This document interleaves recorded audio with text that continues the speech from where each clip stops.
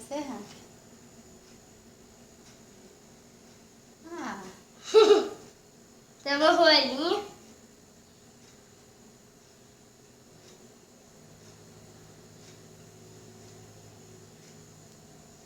Tá muito claro aqui.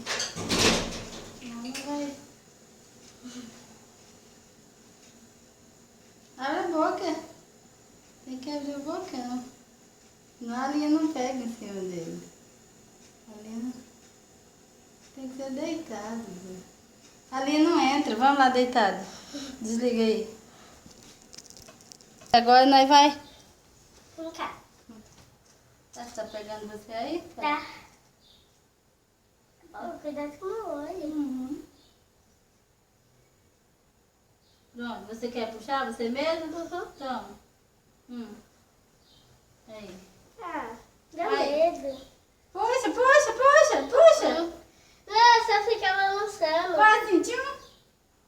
Vai, com os dois, não vai saltar. Ah, não. Não quero. Ah, mas é bobinho mesmo. Vai, homem. Você quer amarrar na porta, então? Uhum.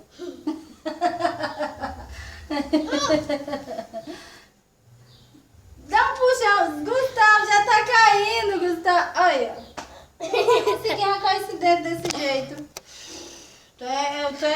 Meu serviço tá aí ficando pra trás, pessoal. Você vai arrancar? Se você mandar, eu arranco. Tá. A boca. Agora a linha não quer entrar. Olha, ó, agora a linha não entra. Aquela hora entrou facinho. Não tem como pegar outra? Não, é a mesma coisa. Misericórdia.